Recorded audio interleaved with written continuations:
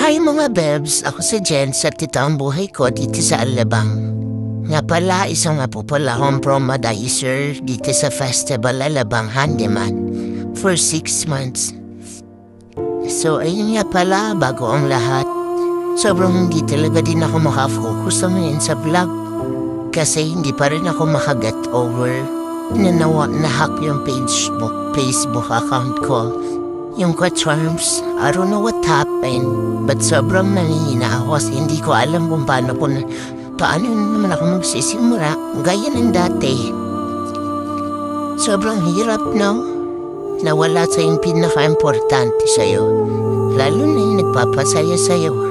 Single ka na nga, nawalan ka pa. Pero anyway, papunta nga po pala ako niyan sa Imus, dito sa Malagasang 1G sa auntie ko nga pala dito sa Imus, Cavite.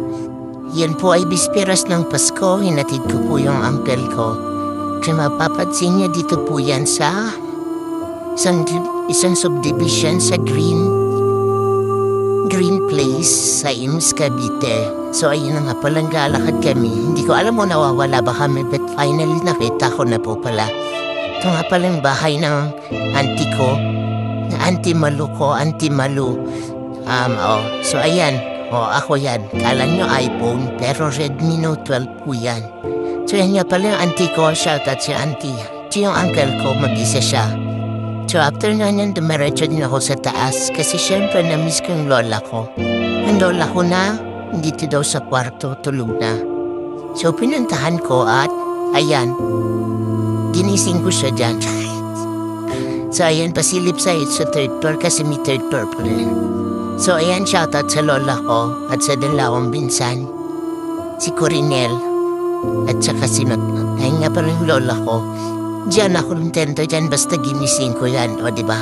Diyan po ang atan siya, hindi niya alam. So ayan, nga pala yung lola ko.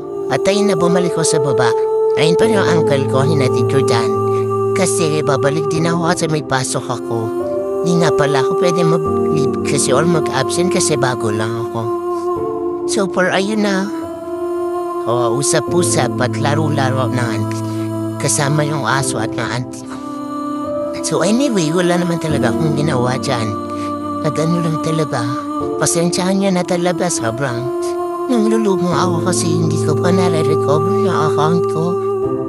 Hindi ko alam kung sino makakatulong sa akin. So, mabalik yung account ko eh. So, after nga niya, nag-decide na ako kasi may pasok ako around 2 alas 2 na. So, hanggang dito na lang. Bye-bye. Ingat ang lahat. Save na.